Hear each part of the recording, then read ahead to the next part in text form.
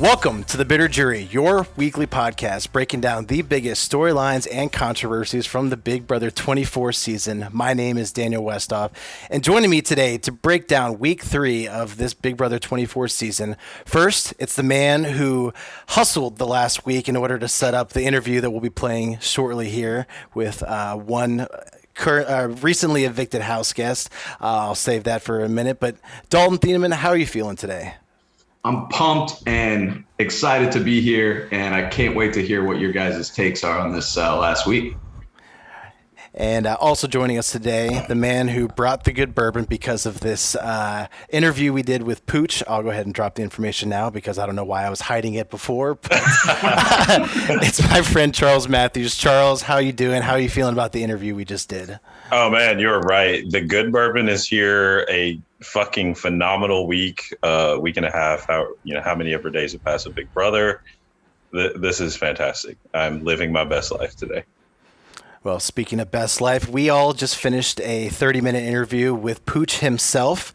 I was very entertaining. We got into a variety of topics, not just about this season, but also just about life in general, post Big Brother, his struggles growing up with speech impediment and whatnot. So here's our interview with Joe Pucciarelli.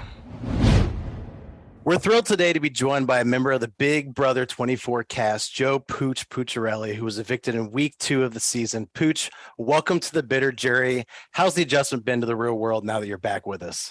Man, I appreciate y'all having me first out, man. Really wanted to do this, so appreciate it. But yeah, it's been crazy, man. It's been the best way I explain it is I'm a normal ass dude. I still am. Life's been a little crazy. Social media wise and stuff. But, I go back to just hang with my friends and family. That's my post. That's where I was raised. So that's what I've been doing for the last week and a half. And, I was in LA for a month, 2 weeks in the hotel, 2 weeks on the show. So it is a long time being away from friends and family. So just happy to be back hanging out with them. Yeah, welcome back to the East Coast. Yeah, appreciate it. I've always wanted to ask this. You've mentioned you're a fan of the show, and now that you've been there, you've been a house guest. What experiences, met your expectations going into the show, and then what was, something that was really different, being a fan, watching it versus being there in person? Yeah, so the best way I try to explain it too, it's everything I expected, but also nothing like I expected. So it ended up. And it's little things too, right? Like I went on the show 1,000 cutoffs, not the muscles are big or show something, but it's so friggin' cold, they keep the house on like, I've seen that. Yeah, probably like 60 degrees. Same, they're like, why people wear sunglasses inside? Because if you look up at the lights up top, you'd be blinded. So it's crazy because it very much is a house. Feels like a house, but at the same time, you're living on a set, so the whole, teeter-tottering back and forth of like, hey, you're living in the house, but you're actually on the TV set. It's kind of crazy. So definitely one of the biggest adjustments. Did you find it difficult to, sleep at night knowing that the cameras were still on and people could just watch you as you're sleeping? So honestly, not at all. The biggest, not issue or the biggest trouble I had sleeping was because there's no light switch. They shut it off when they want. So it's the producers decide when it goes off? Yes. But so like if you go to sleep and if you're in a room and you're not with like 2 or more people, the lights will never go off, or if it's the middle of the night and someone, taps you, you start talking a little game and if it goes more than about 45 seconds, those lights are going on and you're like, fuck, and everybody's pissed at you.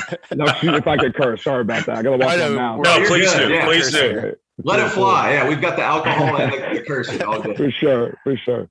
But that was one of the craziest things, especially trying to get some sleep in the house.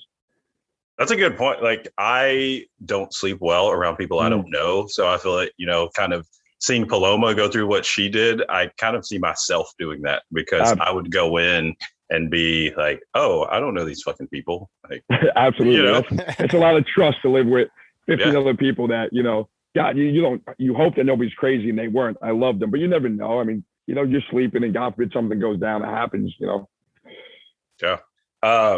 Well, we have, I don't know if you know much about the three of us, but we're all pretty super fans as you are. I'm wondering with obviously you and, Joseph's bromance. For sure. There's been some pretty iconic bromances over the seasons. And I can list a few if you need help, but where do you think you would stack up against some of those guys? So I'll tell you some of I'm a big Chilltown, Dr. Will, Mike Boogie, and I know everything going on with them now, but I still love both of them to death. Big reason I got into the show. one of my favorite seasons was season 7 when they were on All Stars. Absolutely, when Mike Boogie won. Love both of them. I loved Zach and Frankie. I think they're friggin' hysterical. That reminded me more of Joe. Me and Joseph are both straight, obviously, but nothing's, but it was hysterical. That I think they were hysterical, and we were very similar to them. Well, and so, in my kind of taking notes, if I had to wedge you in between somewhere, it would be between like the Brett Winston and between the Zach and Frankie with, again, and I kind of chuckled about it because Winston actually lives in the same city as me. Really so awesome. I've gotten to hang out with him a couple times, and, seeing you and Joseph, I'm like, man, here's these two jock guys, cuddling up, working out, doing their thing.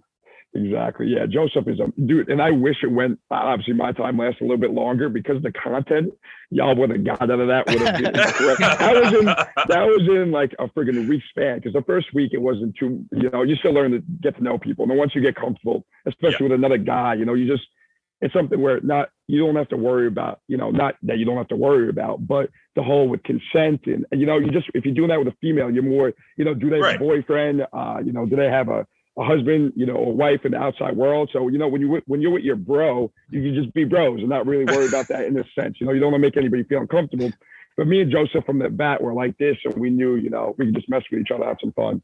Yeah.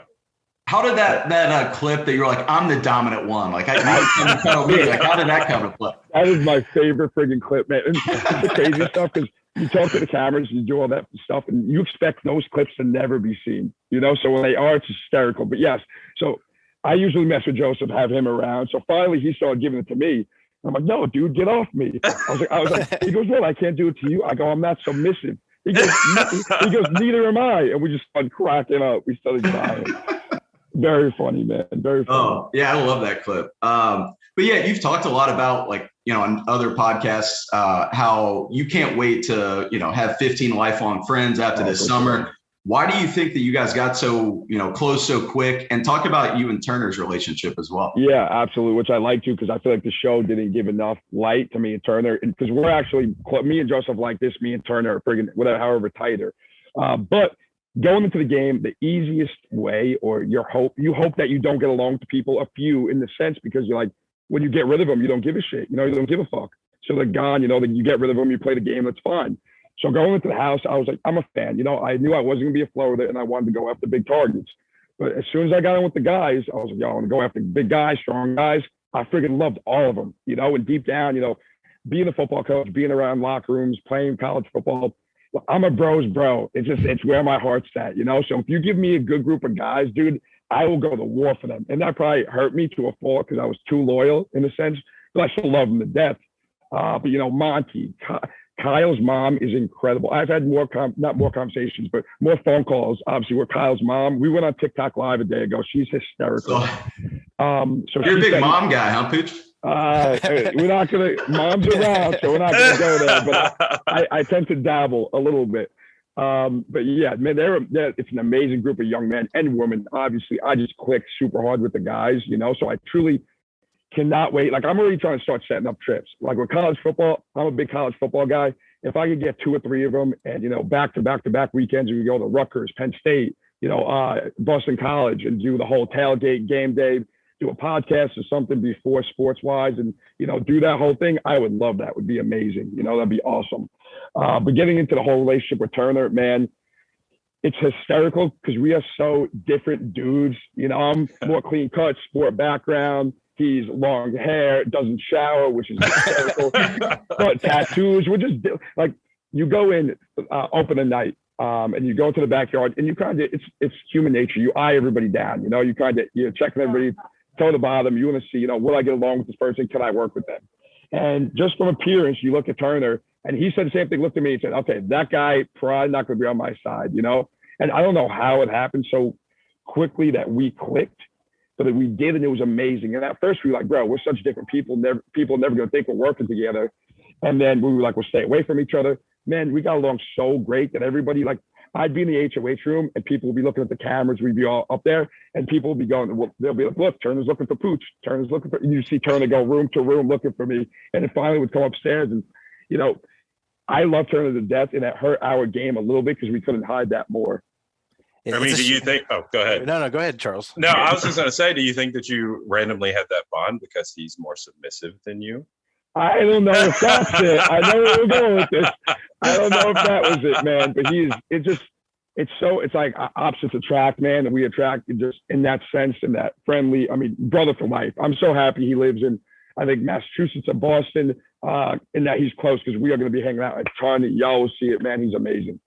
Yeah, it's a shame we didn't get more of it because Turner and Pooch was a great duo name. So sure. Really missing out on that. Speaking of Turner, give us your assessment of his HOH reign. Like, how do you think it went? Like, are you rooting for the Pound Alliance, which was quasi named after you with the Pooch being, yeah. So give us your thoughts. Yeah, going into dude, and I have to give Turner so much credit because this week he could have done the easy thing again, put Taylor on the block, but I was hoping so bad he would not, because she was a free agent in the game. And I explained this, and I hate that they didn't put it in my diary because his diary rooms, they want to make it, so they boosted my ego. I feel so safe. And I felt okay, but I would say I feel so safe. But if these girls don't put their differences aside, vote me out, and use Taylor as a number for them, I was like, they'd be dumb. And I underestimated them because I did not think they would do it. And they only did half of it. They got me out. But Taylor, I mean, the guys used Taylor more than the girls did. And that's why Amira ended up going home. And I love Amira. I was in the bar last night and I FaceTime Amira and it was hysterical. It was amazing. Yeah, how's she feeling? I mean, we've texted more than we've talked because she's getting out, has a lot going on. So through text, it's hysterical because my first 3 or 4 texts to her were I think I said, "What's up, you clown?" I said, "I told you shouldn't have sent my ass home. I would have had your back," like LOL smiley face. Yeah. And I was looking to see because I was like, I think she'll know who this is, but I'm not sure. And so I just text at the end. I'm like, hey, just in case you didn't know, because I know my phone was blown up. I was like, it's Pooch. She texts back in 2 seconds. She goes, I know it's you, you asshole. We started going back and forth. She goes, because when I was like, hey, I have your back. She goes, you told everybody you had their back, which was true. But I was like, I meant it to you. So, Amira's been great. We FaceTimed yesterday. It was very loud, noisy at the bar. But definitely we said, hey, we're going to hop on an IG live soon. She's doing some media stuff. Well, obviously wants to take it, she needs a little bit of space, from everything. I mean, it's a lot. Sure. So I get that. So we've been texting. I'll give her another phone call. But she's doing amazing. Amira is so intelligent. And that's how I felt. The 3 biggest targets out of the women in the house were, I feel, Taylor, Nicole, and Amira. Because they have 3 minds of their own, and that's a great thing. Those were 3 minds where I felt like some of the other girls you could persuade, and if you could persuade, they're worth keeping around. And those are 3 people, no matter what happened, I knew if I had to persuade them, I was going to be in trouble. Absolutely. Yeah. No, that's awesome. Again, for me, going back to the super fan, I'm interested to hear who your favorite and least favorite player of all time is through any season you've watched and why.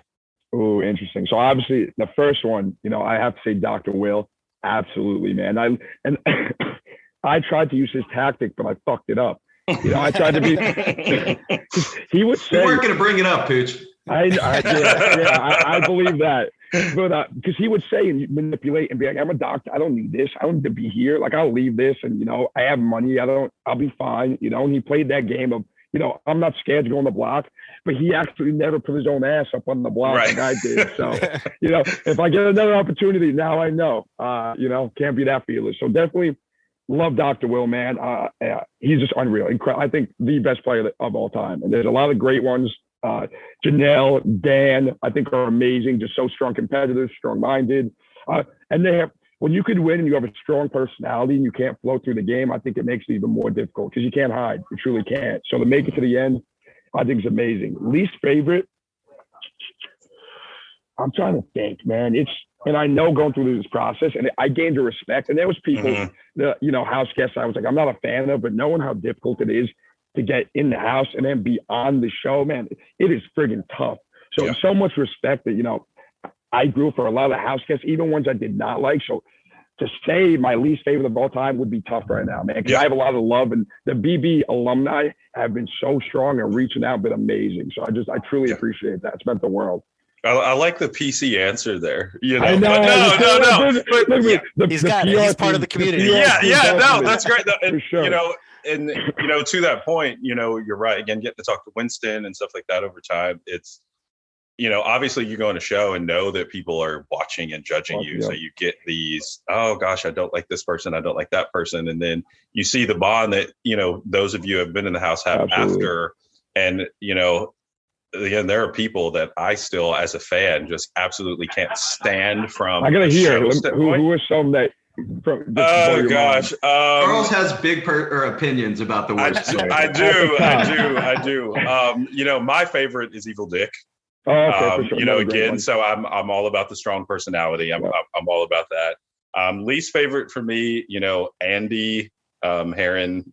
Yeah, wasn't a fan. This makes Daniel a little salty, but I'm not a Nicole guy. Okay. Which Nicole? Anthony? Nicole Franzel. Yeah. I actually don't like Nicole Anthony either. Right? So you probably yeah, but that's the thing too. I feel as if, and not for me to ramble since this is your time, kind of one of the things too, like in getting to meet and talk to Winston, like I absolutely did not like his gameplay. And I told that to him in his face. I was like, dude, you're an asshole. This was stupid. I didn't like it. But he's a great guy. I've had drinks with the guy now, and it's like, thankfully, and we've talked about this on our podcast, I watch strictly to watch the show. So I feel as if I can dislike someone from a game standpoint, but disconnect that, from a personality thing. Yeah, that's so important. Man, I'm trying, and it was so bad, man, because I went out a couple nights ago, and then I came home and I hopped on Twitter, because I couldn't fall asleep. I just started going at people, and it's a waste of time, and BB alumni have been telling me. Winston reached out through Instagram. He was awesome. It's just a waste, man, because I know the person I am in my heart. I explained this on Cody's podcast, The Winning Circle. I love people. Every type, shape, size, color, man. Hopefully y'all can tell I'm a passionate person. I friggin' love people, so, and I know that. So to get on and people like, you hate Taylor, this, that, and people get so mad that I see myself in Taylor, or vice versa, because we are such strong personalities and we say what's on our mind and we don't care, what you think in a sense. We're not disrespectful to people, but sometimes things we do rub people the wrong way unintentionally, and that's just life. Yeah. So, what's been your craziest interaction outside the house? Obviously, you've been on the media circuit, you're blowing up on social, you're doing the IG lives. Like, what's your craziest interaction been outside the house? So I won't even say craziest, because going out, a lot of people have been coming up, which I love, because I love talking to people, bullshitting with whoever. But one that was super, I guess humbling in a way, but awesome. I actually went to go get lunch. Me and my brother rented Chipotle, and a mom with a group of 3 or 4 daughters came, and you could tell my brother was like, they're talking about you. I think, dude, probably not. He's like, they're saying a line. He was like, they're like pointing, that's him. They were like, I just watched them Google you just to make sure that it was you. So they went through the whole line. They're like whispering, not saying anything. And then finally the mom, right before they came up, it was hysterical, because I even got up at one point to go get a drink. And my brother was like, yo, they got so scared they thought you were leaving.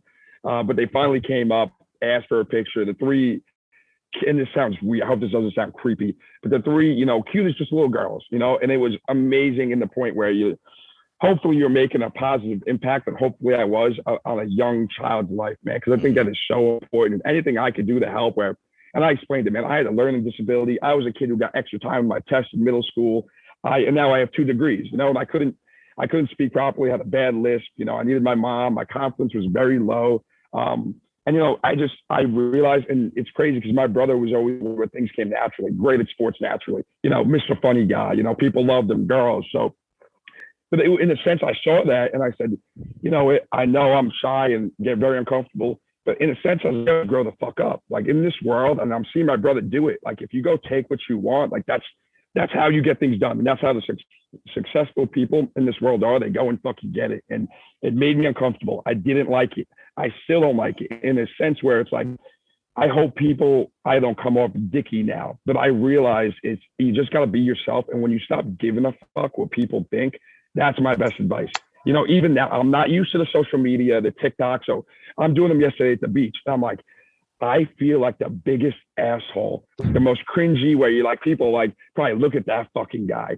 But and I'm still working on it. You put it, you go, I don't give a fuck. I like putting out content. I like hanging out with my friends. I like people seeing that shit. I think it's fun. I hope people think it's fun watching. So just learn not to give a fuck and you'll be okay, I promise. Yeah, love that. Love that you're willing to open up about that too, man. Absolutely. And just real quick follow-up, how was Julie Chen? Because we're all huge fans of Julie Chen Moonves. Who isn't? But how was the interview and meeting her? Dude, friggin' she is, and I know she's married. This isn't me shooting my shot. Gorgeous. Absolutely friggin' gorgeous. He's a boss bitch, dude. What are you talking about? Boss fucking bitch. And I love that when, if she thinks something you did in the house isn't right, she calls you out on it, you know, whether it's gameplay, personally, like she will call your ass out. And I think it's, because I saw it too, where people like, oh, Pooch is going to blow up when he leaves the house because big personality. But I would never do that because I respect the game so much. You know, it's something where when I heard, if y'all saw, which you saw my face, I go, if y'all saw my face like you did it, you saw my face. I'm sitting there and I'm smiling in a sense because I'm like, this is so cool. I'm on the block right now. I'm on Big Brother. I was like, Julie Chen, you're going to tell me I'm out the fucking house. So your boy made another week. So I hear the votes of 12-0. And I'm like, oh, 12-0. I was like, I know at least I have Joesph and Turner in my pocket. So I was like, that's 100%. I was like, your boy is good. I was like, I got to get up, hug Taylor, wish her the best, and then go get changed, put the clothes on for the HOH competition. So I hear that, and then Julie Chen says, Pooch, you're a victim. My mouth is just, it was absurd. But Julie's amazing. I think she, obviously, which I'd say she handled the interview great. That's her job. She's amazing at her job. Did it very well. And it's crazy because I didn't know it was not live, obviously. They didn't tell me till a little bit after that the episode got moved to Sunday. But yeah, it was a blast. I love Julie Chen. Big fan, obviously, of the show. Big fan of hers, for sure. So let's talk a little bit about that week. So I'm assuming living in that house, it is a constant state of paranoia. But was there a specific moment nearing that eviction where your senses, you know, spidey senses kind of went off a little bit and you're like, this is different than when I went into the week. Something is different. I mean, what was that moment? So there were two, and, you know, I'll never forget them. And they stood out. They were just, and I knew when my game was in trouble 100%. So right after the mermaid competition, which that's, if there's one regret in the house, it's that fucking competition. I didn't win it because I was flying, dude. I got the most balls down there. I just could not get them in the thing because the feeds went away. Makes me so friggin' mad. But right after the veto competition, so all the girls, so the reason, and I thought this would help my game, because all the girls were very cliquey in a sense, where it was like 2 or 3 to a pair, but not one big, you know, mega girls. And, you know, I think it helped that once they had the HOH room, it was like a safe haven in the sense where, you know, now they could go up there, really quick bond, and that's what happened. So right after the veto competition, all the girls go up, which didn't happen often, and then Michael. And I'm sitting out there, and I was like, I put myself up as a pawn. I'm part of this plan. I feel like they might not be talking game, but right after the veto, you know, it's very obvious. I was like, I should probably be in that room. You know, I should probably be in there. But in a sense, it's like, dude, if you talk shit about me or to me, I like it to my face, you know, not behind my back. And in a sense, I probably knew what was going on. But me disrupting it would have done what? It would have happened at some point, you know. They were and actually what they were speaking about, I learned, was Michael putting Joesph up next to me, or using the veto and then putting Joesph up next to me, which I probably would have stayed, you know, because Joesph is a stronger competitor. So if that happened, love Joesph to death. And I would have said to them, because they probably would have been like, yo, Pooch, are you cool with us long term if we do this? I would have said, yeah, I'm with you. Like, I'm cool. It's cool putting Joesph up. But I'm telling you, I would have came with a fucking vengeance for my boys. It's smart they didn't do it. And obviously everything worked out gameplay wise for them. But the other moment, I was talking to Alyssa, and there's one person, but you learn people's personalities, and I learned Alyssa's very sense where I think it would have been tough for her to lie to me, which she did anyway. But she broke one time, and this is when I knew I was absolutely fucked, done for it. I'm speaking to her, and I'm like, Liz, yo, I have your fucking back, man. I was like, is something going on? I was like, I see people sneaking off like to the back room where the girls all live, in like the space room. I was like, I see shit going on. I was like, you know, I have your fucking back. Like, what the fuck's going on? And she slipped. I don't think she meant to say this, because she brought up, she's like, people nervous as an all guys alliance. And then she was like, yeah, whoever made the whole Oasis thing is like that. They shouldn't have done that. And I'm like, no. I was like, no. Because you thought it was still secret at that time, right? Yes, very much so. You know, the one time we all met together was one time when I was holding the pool stick. I looked like a friggin' idiot. I looked like a friggin' monster. It was in the have not room when it was, me, Turner, Joesph, Kyle, Monty, when we solidified it, and that was it. And we would spoke about, and the way it happened, just coming up with the name, we were playing bumper pool upstairs, and sometimes you got to knock balls out of the way.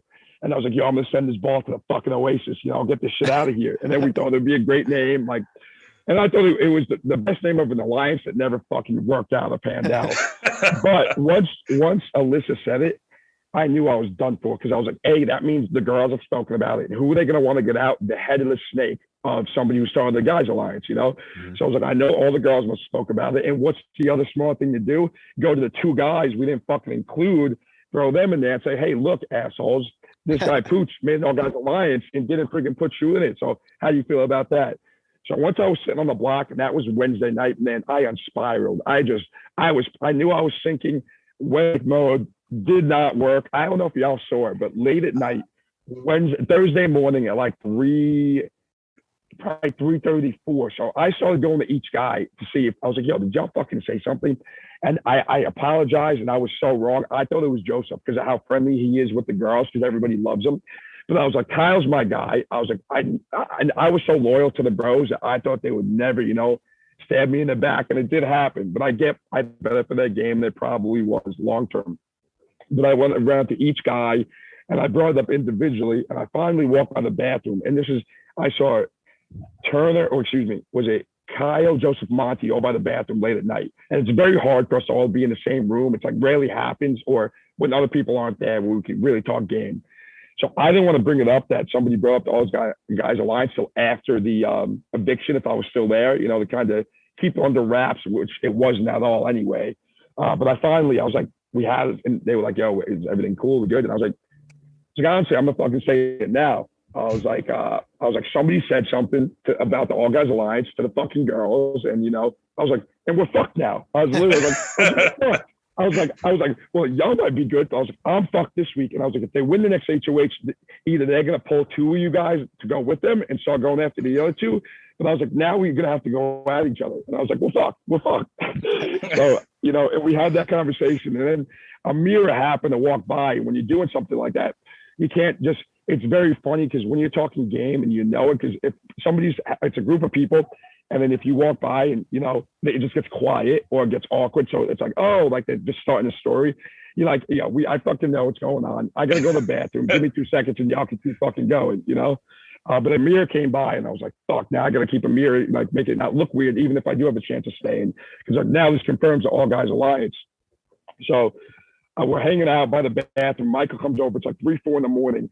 And it's just, they could see, man, I am on spiral. They thought maybe I was going crazy. I'm sitting by the sink. They're all sitting down. And they're like, dude, Pooch, just go to bed. I was like, no, I'm good. I was like, I'm fine. But they knew, dude, I was on spiral. And I was trying to save myself. I was sinking. And same thing, Amira brought up in that conversation, because I don't know if she felt bad or it slipped, but she said, there's sounds of an all boys alliance. And she was like, somebody heard you say, I was talking about the HOH room, because I was talking to guys. And I was like, they think it's that fucking palace. Like, wait till the boys get it next week. I was like, we're going to be in the fucking rooftop suite. Like, y'all just wait. I heard that quote last night on the feeds. So fucking, that killed me. But I honestly thought that it's just because I suck at whispering. So I'm my dumb ass. I'm thinking everybody still has my back. I'm like, I'm a loud person. I was like, I was trying to think, because you say so many dumb shit in the house. And that was a dumb comment, obviously. But I was like, if I say something that dumb, I make sure nobody's around, and just the guys probably. But I was like, maybe somebody whispered was around the corner. You just never know, and you get paranoid. So I was like, either the guys went to the girls and told them I said that exact line. If that happened, I'm absolutely fucked. I was like, or I was running my mouth and somebody was like in the bathroom and didn't realize, or around the corner, and I'm giving the boys a pump-up speech and didn't realize, So those were the moments I knew I was probably in some hot waters. Absolutely. I'm going to take another little sidebar here. Yeah. If you've randomly listened to our first couple of episodes of the podcast,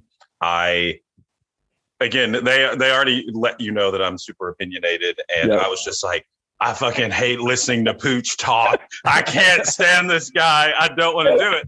But taking a serious note on that, when you made your plea to the house guests, and obviously, made it known that you have gone through speech therapy and all those sorts of things, I immediately put my head down and was like, oh my gosh, I'm such a fucking asshole. So I will apologize for that. No, and it wasn't, man, you're good. It's not even that. But with that being said, my opinionated comment on that wasn't even about how you talk. I was just like, oh my gosh, this guy, I can't fucking stand how he talks. Dude, but with that being said, like shut up and let me watch the game. Exactly.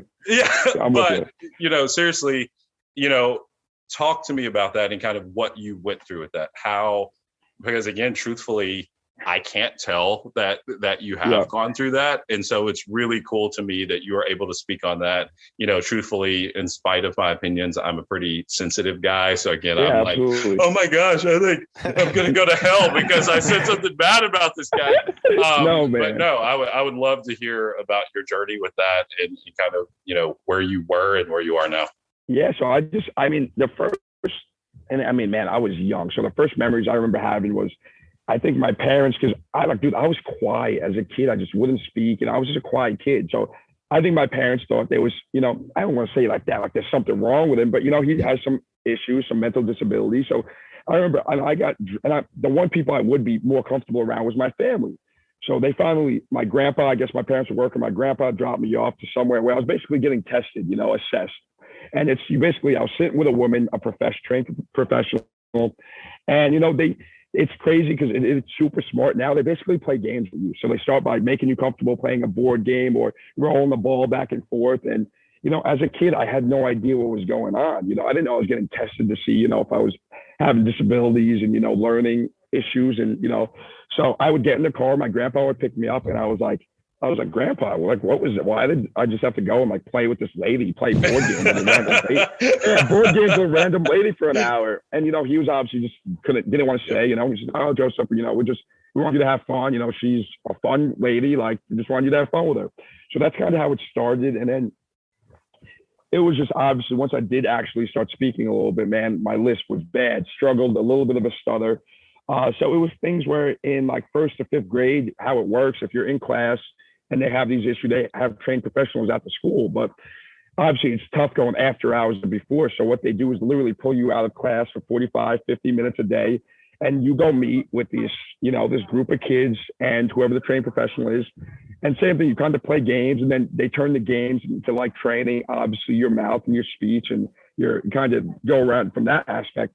But the thing that's tough as you get a little bit older, so now going from fourth, fifth, sixth, when more kids know what's going on and they start paying attention to you leaving class, that's when the bullshit happens. That's when speech is Pooch is going, I don't even want to say the R words, but Pooch is going with the R words, Pooch is going with the special ed kids. And it's something, because I played sports, started getting more comfortable, better at sports, which helped me, grow and get more comfortable with other kids and kids on sport teams. But, people, and especially, man, and kids don't mean to, the kids is probably the most fucked up because they just don't know. You truly don't know. You're so young and immature. So that's really where the first time it started to come. And that's when you're really get it. And I think I truly did grow out of it. And not just grow out of it, man, I worked my ass off. And thank God to shout out PS3, the first middle school I went to, man.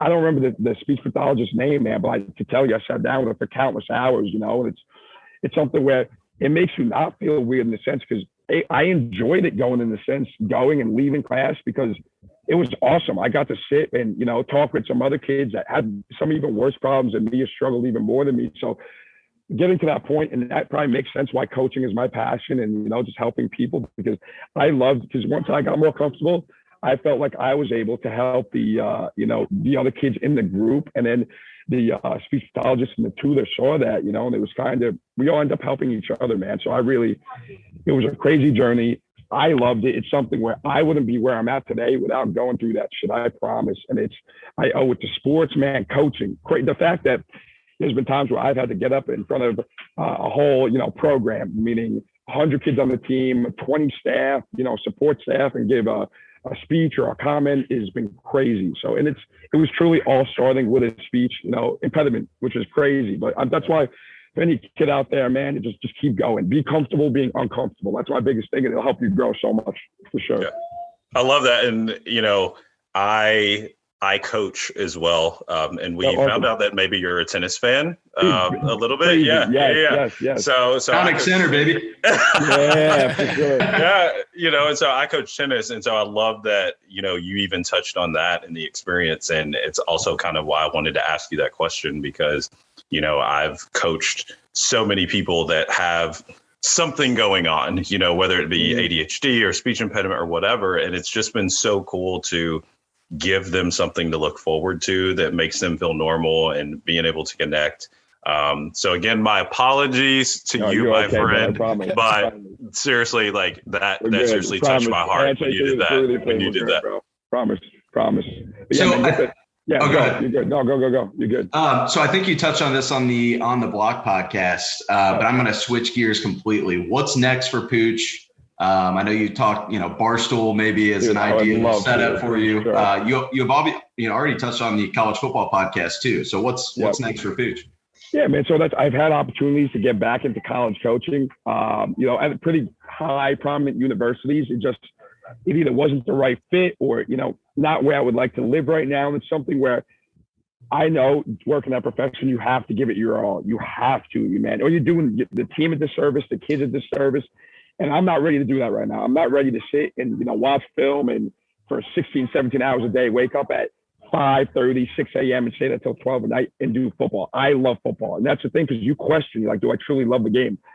I love the game. The way that, the industry is, I don't love that because it takes away from your family, your friends, it really dictates your life. So that's why I love sports. Like you're saying, tennis, hockey, basketball, friggin' football. I watch it all, man. And not just like casually, like pretty in-depthly. Like if there's something going on, a tennis tournament, it's going on in France, and it's, the whole time, I'll stay up till 2, 3 in the morning to watch that shit. I remember the French Open, I was sitting there at absurd times watching, so it's kind of crazy that, so yes, doing something in sports media where I can kind of dictate my own schedule, but also keep, in the range of sports, go to all these sporting events, and still be in the experience, not be on the field coaching, but be around, man. I don't even think I would say big enough, man. I'm nothing now. I'm nothing. But if I get to a point or grow my own personal brand and get to, some partnership, do something, just get my foot in the door with Barstool or something like that, and be amazing, man. I'm going to start putting out different Pooch merch and stuff soon. So, just stuff. I'm really rolling with the ball. I promise. I'm trying. Hey, send us first Pooch merch. Send us. Dude, for sure. I promise you, send us the link for sure. Yeah, we're in the idea process, but once we spoke to a couple people. Once we start getting it out there, I promise y'all will be the first one to start getting stuff. I swear. I love it. For sure. Random question though, not to cut off anybody, but who is your favorite tennis player? Dude, so I love that American tennis players are getting more prominent, than they have in years. So I love Taylor Fritz.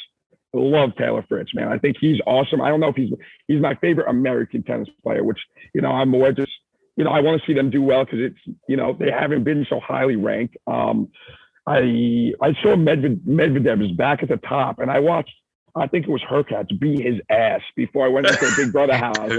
I don't know what he did to get back on top, but he must have been crushing it.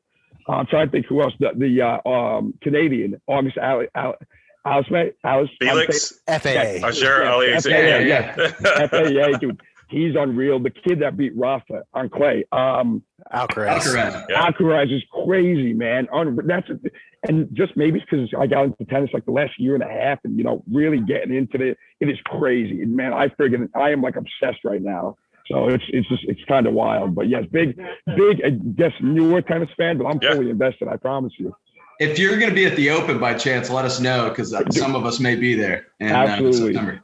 Absolutely. And I think my dad went last year, and he's not even a tennis fan. Somebody brought him, and it was just an awesome experience. So that's something I would love to do. And if I could work out my schedule, 100%, man, 100%. I would love, because I haven't been to one yet. I used to live in Delray. So I almost went to the Delray Open, but I couldn't because of work and coaching. But I definitely, knowing that now, 100%, I won't say 100% I'll be there, but probably a pretty damn close chance I'll be there for sure. Well, even on a Big Brother podcast, we can't avoid the tennis talk. But Pooch, we appreciate you taking the time to chat with us today. Awesome. Is there anything you want to plug, your social channels, anything you got going on in the immediate moment for our listeners? For sure. So I make it easy. My Twitter, Instagram, TikTok, it's all Pucci _ Maine. It's like Gucci Mane. That's why I made it. You can remember it. Okay. I'm ready to put myself in the ranks with Goosey. You need to relax, buddy. No, but just make it just so it's catchy. I'm gonna keep putting content out there, and not just for the. I love it, man. Doing the whole IG live, the TikTok, dude. I could sit there for hours, and I have no voice because I keep doing that shit, man. But I just love it. I'll be watching tonight's episode. Gonna be exciting. Can't wait. It's gonna be an exciting week of Big Brother, man. So. Yeah, we'll hopefully be seeing more Pooch, man. I hope y'all enjoy that. I know I don't shut the fuck up, and that's part of the problem, but it also helps me in a sense. For sure. No, we love that. Everyone go give Pooch a follow on social. Thanks again, Pooch. You're welcome back anytime. We had a great time watching you on the show. So absolutely. I definitely at some point I gotta come back talk tennis on the tennis podcast. I would love that. 100%. You don't know what you just got yourself into. So dude, I'm getting crazed right now, man. But now you're gonna have to pull me as a special guest if he's on there. I mean, come on. Awesome, man. All right, thanks again. All right, Pooch, thanks for taking the time. I appreciate y'all. Y'all have a good week. Have a good fun day Sunday. I know I am. Welcome back, everyone. Thanks again to Pooch for joining us this morning. We had a lot of fun recording it, and now I am very much looking forward to getting into this week 3 of the Big Brother 24 season, which honestly is one of the best weeks of Big Brother, in my opinion, that I've seen in a long time. I know we talked pretty highly of the Big Brother Canada season we just watched. I thought it was a really fun winner, but this was probably the best week of Big Brother I've seen in years. Just from where we started, it looked like the twist that was going to be introduced was really going to set this house in stone for weeks to come. There were some bad vibes around what was happening with Taylor, and it was looking a little bleak, and at least in my opinion, at the beginning of the week. And then what a turnaround we had. So let's just get right into this week. We're going to do it a little differently today, do it more chronologically, just because so much stuff happened. We kind of just want to talk about all the big points. So we start off the week. Pooch is evicted. It was a unanimous vote. He was blindsided. Always fun to see. But when we return and get into this week 3, we start with an HOH competition. But before the HOH competition begins, Julie Chen introduces the latest twist to the season. Now, this twist is called the Festy Bestie Twist. What it entails, each player is going to be paired up with another player for the next coming weeks. We're not sure the length of this twist. And the person that they're paired up with,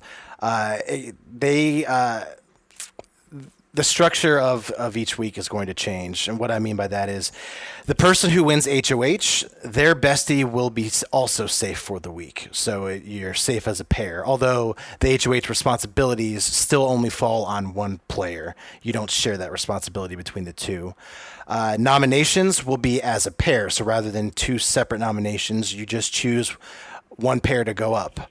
When it comes to the veto competition, it'll be 6 players as usual, but it'll be all pairs, meaning when we pull chips to see who plays, we're really pulling a chip for just one pair rather than 2.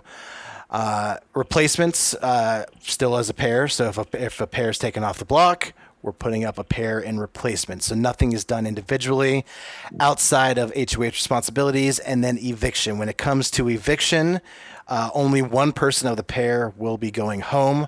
The person who remains then gets to choose their own team to join, creating a super group, bigger than 2. So far we've only got a group of 3 at the end, but I believe you could get up to 4 or 5 if the twist continues for more weeks. But let's start here. I'll read off the pairs real quick, and then I kind of want to get your all's opinions of what you think of this twist. So the HOH competition, it was won by Turner. And so the way it worked was as you lost the competition and took a seat, you could choose to sit alone or sit with someone who got out before you. And that's how the pairs were chosen. We ended up with Turner and Jasmine, Amira and Terrence, Nicole and Taylor, Daniel and Kyle, Monty and Joesph, Brittany and Michael, and Alyssa and Indy. Dalton, I'm going to start with you. What did you think of this twist? Were you excited about it? And what did you expect to come from it and how it would affect the game? I mean, as you know, we as Big Brother fans, we know to expect the unexpected, but I was not expecting this Festy Bestie twist, honestly. This was a kind of a new wrinkle. And it kind of turns the entire game on its side. I think, you know, the best pair coming out of it is, and I know that's not necessarily your question, but Monty and Kyle, or Monty and Joesph, which I'll get to a little bit, you know, a little bit later, but I think Joesph was like my breakout player of the week. And I'm pumped to see those two as a twosome move forward in the game. Yep. So Charles, I know when I saw this twist, my first fear was it cements power to a big alliance, because what we saw with Paloma's pack at the time, outside of Monty, I guess Monty and Joesph, that's not Paloma's pack. So the majority of Paloma's pack, and I'm doing this off the top of my head, I can't remember if they all did it, but they chose someone outside of their alliance to be their partner. So that way, when they went on the block, they always had another option to be sent home, as long as their alliance was backing them up. And in my opinion, what I was afraid of is, you know, that kind of just cement, like, if you're outside of the big alliance, how do you fight back? Did you have fears of that, or, you know, were you excited by this twist? You know, from a game perspective, you know, this isn't the first time there's been pairs playing, but obviously this take on it, you know, and being introduced a couple weeks in, and, you know, you're getting nominated together and all these sorts of things is different. So I like that. But I do think, you know, again, looking at Joesph and Monty, it's like, I mean, they're a powerhouse, you know, they're two bros, they're super athletic, and everyone likes them both. So, you know, they probably at this point can do no wrong. And, you know, again, obviously things have changed with that a little bit, you know, with some things that have happened during the week. But, you know, I think that Poe's pack made a right decision in trying to split up, you know, initially, so that they can try to keep the numbers on their side. But again, obviously, you know, with how this week played out, things maybe didn't go so well. Yeah, my last comment on the twist itself, it was just interesting to see the different reactions from players to the twist. You know, you have Taylor, just taking the Taylor-Nicole pairing itself. On one end, you've got Taylor, who is excited about having a partner in Nicole that she sees as a strong ally, someone with good relations in the house. And she views that partnership as something that will be beneficial to both their games, helping them move forward, as compared to Nicole, who makes the decision to play with Taylor, not to help her game and Taylor's game, but really just to use Taylor as a shield, knowing that she's, you know, enemy number one in the house. And if they're to go up on the block, it's most likely that Taylor would go home over her. So I just thought it was fascinating to see the different reactions from these players to the same twist. And yeah, that's just my favorite part of the game, is the game theory that goes on behind it. But we get done with the HOH competition. As I mentioned before, Turner wins a very close second place with Amira, which, as we see this week play out, it's crazy to think that a millisecond difference and Amira is HOH and not the target by the end of the week. But as we get into, you know, the aftermath of the HOH, the state of the house is we're kind of on the same page. We're putting Michael and Brittany up on the block. There's a backdoor plan to put Taylor and Nicole up and vote Taylor out, which has basically been the plan for 3 straight weeks, is get Taylor out, and then have Brittany's also been a pretty alienated player. And so if the backdoor plan didn't work out and Michael and Brittany stay on the block, Brittany would end up being the target. Turner's on board with this, and it seems like smooth sailing. At this point in the week, what are your thoughts, Dalton? Are you excited about, you know, another backdoor Taylor plan? Did you see any hope? Because, you know, my outlook was a little bleak at the time. Yeah, I mean, honestly, I mean, the way things played out, I was excited that it wasn't just another run-of-the-mill Target Taylor week after all. So I was pumped to see that. And then I'm sure we'll get to this too, but I was absolutely thrilled that Turner took the veto opportunity. or was it at the veto, or was it whenever he first put the first pair on the block? No, it was talking about the Taylor speech. Yeah, that was at the veto ceremony. So we'll get to that.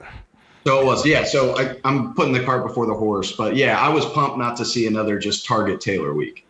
Yeah, and so we really the first thread of the way the week was going to shift came when we saw Alyssa ratting out the girls' alliance to Kyle. You see Kyle in the shower, and Alyssa, who's we've seen in the past episodes, there's this maybe showmance bubbling, and so there's a trust factor there that maybe is misplaced by Alyssa, and she spills the beans to Kyle about basically her entire game. She rats out the girls alliance. She talks about old school, this newly formed thing with Nicole and Daniel.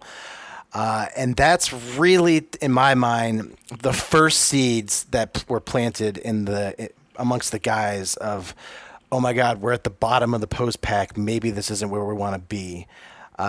What are your thoughts, Charles, on Alyssa's Big Mouth and how this really set the course for the remainder of the week?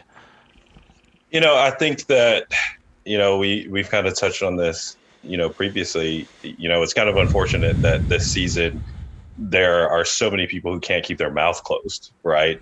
Part of it is obviously being aligned with people, but part of those alliances is being able to keep it secret.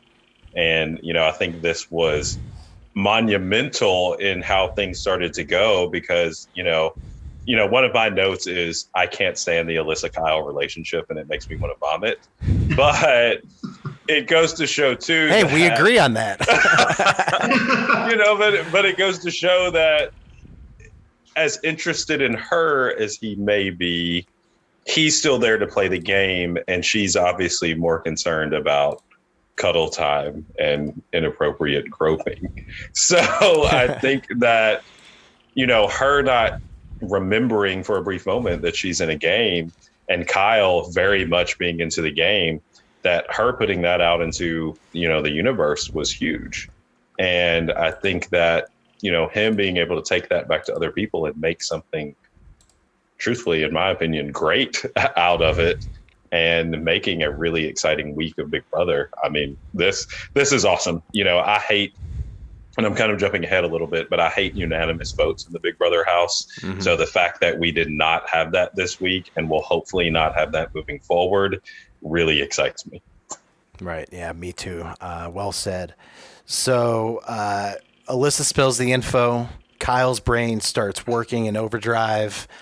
We get some Joesph. Joesph has a birthday. Wasn't shown on the show, but Joesph. Yeah, happy 25th, Joesph. I can't believe we didn't start. 24-year-old Joesph. Okay. 24-year-old Joesph just likes to work out and chill in the house. 25-year-old Joesph is here to play the game. Okay. And so we see the night before the veto competition, the guys come together. That's Monty, Michael, Kyle, Turner, and Joesph. In honor of Pooch, they form the Pound, and they have an idea of maybe changing the target this week, not to be Taylor, but maybe to be Amira, and bringing in some of these outside players to form a majority of alliance to go against this girls alliance that kind of has Daniel and Nicole on as well. And so all the seeds are there at this point, and we're just wondering, how is this going to shake out? The veto competition, we pull chips. Ironically or not ironically, it's Taylor and Nicole whose chip is chosen, the backdoor plan at the time. And this is really on the episodes when shit starts to take off. It starts with Nicole coming out of the diary room and she's in tears. On the show, her tears are because she's struggling to throw the veto competition. She knows it's her responsibility to make sure that they lose, so that they get put on the block, in her mind at least, so that everyone can vote Taylor out. And so the show portrays... Not to cut you off, but backing up just to ask what you all's thoughts on this are, with Nicole pretty much assuming that if Taylor goes, that she's going to get some power. And that's kind of what she's talking about is, I want to do this because I want this power. Do you think that was smart of her, in the sense that, because again, you don't know, she just made a gigantic assumption, right? What do you think about that?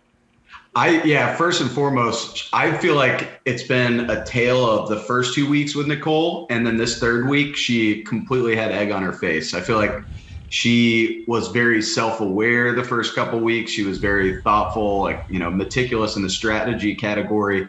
And then this third week, she's like, all ego, narcissist. And I was shocked that she was actually telling the other players in the house that that's why that she wanted to target Taylor, because I feel like she just basically gave the other players her playbook.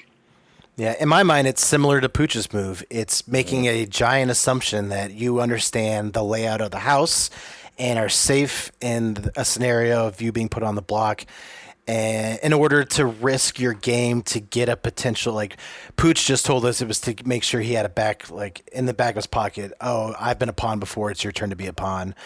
Nicole's doing it because she assumes there's a special power that's going to be given, based off a vague Julie comment.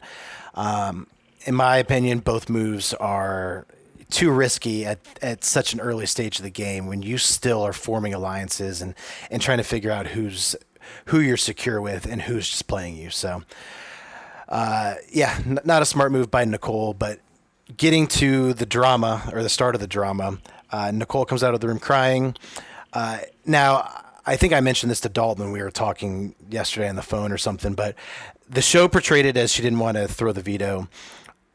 On the feeds, she's in tears because she's gotten not a hint, like a direct hint, but her questions in the diary room have given her an impression that maybe the way she's being portrayed on the show is not the way she expects she's being portrayed.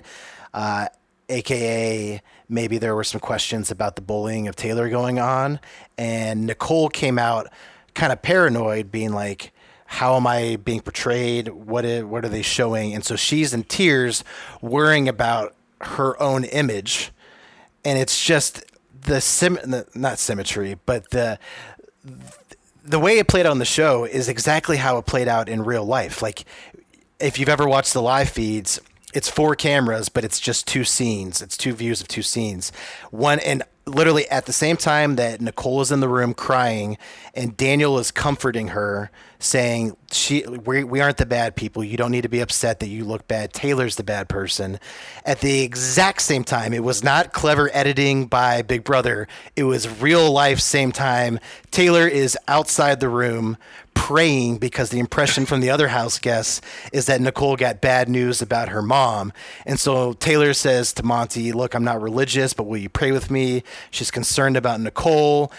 And then she goes into Nicole's room when there's an open moment, shortly after, and just tries to give her some encouragement and say, look, I know that we're about to go play a veto, but it's okay if you're not mentally there because you're struggling through something. And if you need to just take care of yourself, I am not going to hold it against you if you can't perform to your best at veto. I know I'm not super safe, but it's okay. That was Taylor's intent. But Nicole warped it, just completely warped it in her mind to be, oh, this is what you did to Paloma. You said you should quit and get out of the game, and I'm not a quitter, and therefore, how dare you tell me I should quit? And it turned into some really ugly stuff. Daniel gets in her face, is screaming at her about blaming her for Paloma's, not eviction from the house, but leaving the house for medical issues. And no one was standing up for Taylor. It's just a lot of people diverting eyes down. Just Dalton, or I don't remember who I went to last, but let's start with Dalton. Your reaction just to this whole scene, it's just some of the nastiest stuff I've seen on Big Brother. Yeah, I mean, I thought it was the perfect dichotomy, showing who Taylor actually is as a person and who the house, and in particular Daniel and Nicole, are trying to make her out to be. So, I feel like, since the first couple episodes, week 1, they were showing Taylor having fun, doing the, putting on the dresses for kind of the runway show in the house. But what actually happened was the house was pushing her to do that. She wasn't like flaunting her dresses. She's not this like big, bad, evil witch that the house wants you to, make it seem like she actually is. So it was the perfect dichotomy. I thought the irony was hilarious. And actually, this is a quick plug. Go follow the Bitter Jury podcast on both Twitter and on Instagram, because I posted that moment and it was hilarious. So, Charles, just the way that I guess Dalton put it in a good word, that just the egg on their face that Daniel and Nicole had after this sequence of events. What do you expect them to face when they get out of the house? And just what is your reaction to this whole scene of events? So I'll answer the second question first. What is my reaction? For those on the audio only, kid you. He's speechless, basically. No, I kid you not. I sat like this for probably a solid 15 minutes, even after the conversation happened, because it was just like, what the fuck? And, you all know, I mean, I had a very positive first impression of Nicole. So here I am putting my head between my legs again, saying, man, maybe Daniels are going to be a better judgment of impressions this season than I am. But it's just ridiculous, and again, we're not there, obviously. And, as Pooch mentioned when we were chatting with him earlier, obviously being in the house is a different environment. And unless you're able to live through that and see how things go, it's kind of hard for us to speak outside of that and kind of know how things lay down. But I mean, that's ridiculous, and I got really upset while watching because there were several people who were willing to take up for her in the DR. But again, with me not being a live feeder consistently weren't getting to see people truly take up for her. And I think that's where I, started to get a little frustrated, with the whole situation. But I mean, come on, Daniel, Nicole, like, I can't wait for them to get out of the house. And I hope that they are genuinely able to apologize to her. It doesn't need to be public. It doesn't need to be something, but I truly hope that they are able to have a relationship and they're able to watch and see how this played out and say, wow, like, we were pieces of shit in this moment. And as human beings to another person, there is no reason that we should have gotten, things shouldn't have escalated to that point. So I really do hope for that in the end.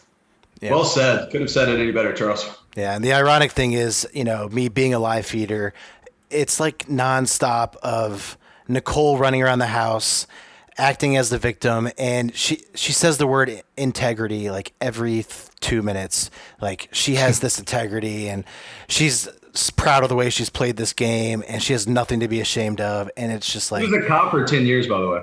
Yeah, and she won't stop talking about being a cop, but then she's upset when people find out she's a cop. So, she's and I think the funniest thing I saw on the live feeds, and I texted it to both of you yesterday, was she literally has a quote saying, "I love Big Brother because even when people are," I'm paraphrasing here, but even when people like act a fool and are like completely inappropriate, they have to come out of the house and they have to face Julie Chen and basically explain their actions and have a comeuppance. And it's like, it's going to be beautiful to see when she comes out of the house and is like, oh, it's me. Because right now she thinks she's the hero of the story. And it's going to be shocking when she finds out that she and Daniel are all over TMZ for not the reasons that she is excited for.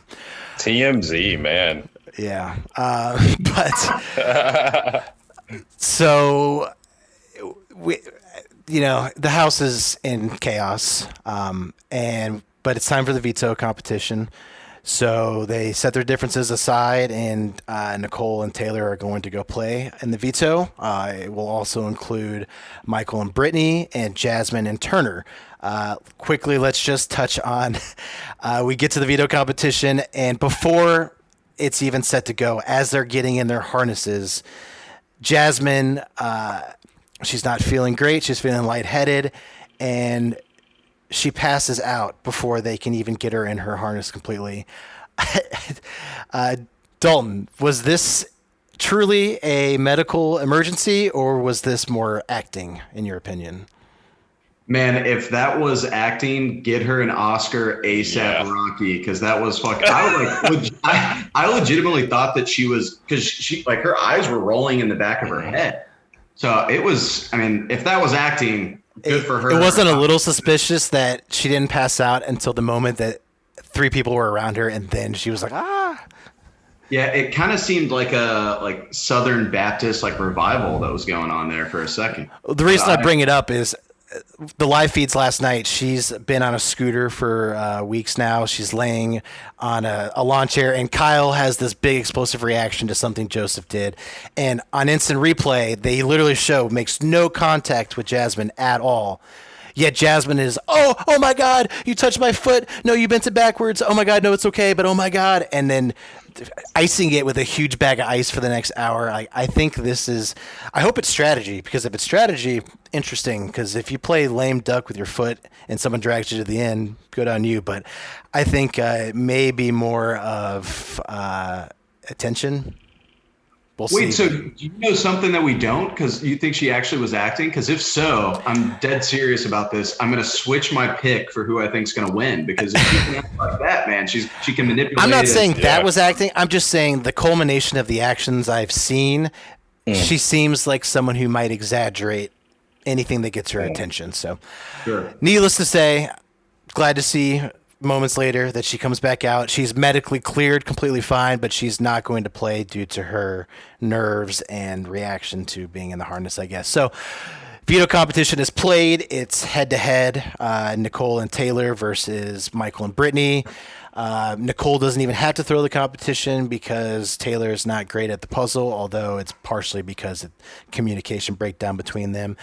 But we end with Michael and Brittany winning the veto, and so the plan could still be in place to backdoor Taylor, but with the formation of the pound, this is when we see the real catalyst of this week really start. Post veto ceremony, we see Joesph and Monty going to Michael, Brittany, and Taylor and saying, "Look, meet us later tonight.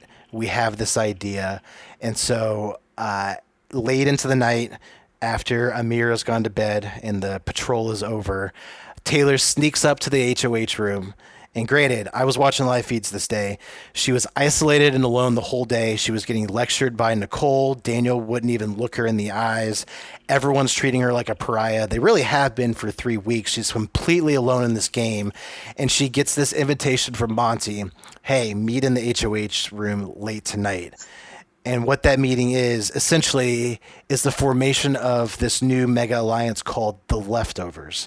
That is Monty, Michael, Joesph, Turner, Brittany, and Taylor, and Kyle. Just amazing to see the turnaround where the outsiders... This is what we've been waiting for years. There's always the outsiders in the game, and they never band together. They just get picked off, and then we see the Power Alliance get down, and then they go at each other. This is the first time in years we've seen the outsiders come together. Charles, what is your thoughts on the Leftovers? Are you excited? Were you just the formation, how it came together? Like, what were your feelings on that whole process? So first of all, I have now officially changed your name in my phone to Dr. Daniel Westhoff, as you continue to criticize my girl Jasmine and, giving your expertise of all things medical. But no, jokes aside, I'm super excited. Leading up to the vote and leading up to the veto ceremony, even before that, again, as I kind of mentioned earlier, I am all for the excitement of non-unanimous voting and a non-unanimous house, and seeing those people band together, seeing the group of people that is now the leftovers, if they can stick this out, I mean, that's a pretty formidable group there, and I'm obviously selfishly happy because, I have Brittany, who, I've now labeled as a terrible talk show host in my notes. In my kind in my kind of group of potential people to win, but no, it's exciting. It's I love a good flip, and I love a good blindside. Again, for those who are just listening and not seeing this, as it started to form, I think I sat like this again for another solid 10 minutes. And no, it's awesome. Yeah. So now that we have the leftovers, we really get some of the best episodes I've ever seen of the show. That Thursday episode with the double blindside. I know we're running up against the clock here. So Dalton, your opinion on our eviction episode, not only a blindside veto ceremony with Amira and Terrence having no idea they were going up, but in the end, a blindside eviction with a shocked Amira leaving the house on a 7-4 vote. Those votes were all of the leftovers, plus Daniel, who was so unaware of the situation that he gave a sympathy vote that actually helped evict Amira. Dalton, your thoughts on the end of this week and just the way that the game is set up going forward, and what are you looking forward to? And so, I mean, this is exactly why we love Big Brother, right? A classic blindside. And not as we talked about earlier, not a unanimous vote either. So not only was Amira blindsided by everything, but Nicole and Daniel completely shocked. I laughed out loud whenever the camera zoomed in on Nicole's face after they announced he was evicted. And this is just why we love Big Brother, right? I kind of wanted to go back to the formation of the leftovers. Westhoff, I think we talked about this offline yesterday, but I got the chills whenever that whole thing kind of happened, and Taylor's finally getting a kind of a redemption arc. And Amira, I think this was kind of popping around on social media, but it said they were kind of talking who potentially could be in an alliance, and they basically went down the list of who ended up making the leftovers, and she's like, yeah, that's basically who is left over. And I just love the irony of that. It's hilarious. So yeah, love the episode, love the week, and I love the leftovers. So I'm excited, even more excited going into next week. Yeah. Charles, give me your thoughts. What do you think of the leftovers? What do you think of the blindsides? And who do you think is set up best moving into week 4 of Big Brother? Yeah. I mean, the leftovers have so many strong players. Again, you have Taylor, who's already overcome so much adversity. Michael, who's freaking veto king. Joesph, Kyle, Monty, I mean, the leftovers are in a really good spot. So for me at this point, it's kind of hard to pick one out of that group who I think is really going to stand out. If you were to look at my notes over the week, you probably couldn't read the words because there are so many exclamation points of just the shit that went on. One of the things I wrote, the utter shock, in all caps, and I put 8 exclamation points and underlined it all 3 times. Just watching everyone's response during the vote, watching even backing up, prior to that, watching everyone's response during Turner's, veto speech. I truthfully kind of teared up a little bit, again, I'm the bourbon drinker and the crier on this podcast, but, again, just so many of those things hit home and so many of those comments. And it's just really cool to see that, obviously on a reality show where, in order to put things into an hour episode 3 times a week, editing has to be done, but there are still some very real moments that you don't get with other shows. And I think that's why I've latched on to Big Brother so much. And my last comment of the week is my favorite quote from myself in watching is, love their acting, lie motherfuckers lie, because I loved everyone lying to Amira and like, oh, I don't know what's going on. I'm going to vote for you to stay. That was great. I love it. And I absolutely cannot wait to see what happens as the house is literally now flipped upside down. Yeah. No. Well, and one of the quotes from Turner's speech too, it was like, y'all are some old, dusty, crusty bullies, and it ends now. Like, he was so, I just was like, yeah. I don't want to add to the dog pile. No, very well said, Charles. No, as a live feeder, there have been plenty of times where I watch the episodes and I'm like, that's not what happened in the house, or I can't believe they missed this whole thing. And yes, there were plenty of other events that happened amongst this chaos that I'd love to discuss further. But, props to Big Brother. They really did a good job this week of capturing the main through line. And, I found it emotional too. Like, it was a really good set of episodes. You know me, Charles. I'm right there with you, tearing up. So, no, it was a great week of Big Brother. Really looking forward to see if this leftover alliance can stick together, build on this momentum, and hopefully hoodwink the whole house into believing that something else other than the leftovers is happening. But with that said, I want to thank my co-hosts Charles and Dalton for joining me today. We'll be back here next week, and make sure to go give us a like and a follow. Instagram, Twitter, Spotify, Apple Podcast. We're here. We're enjoying the season and looking forward to more analysis and hopefully more interviews as we go forward. So we'll see you all next week, and thanks again.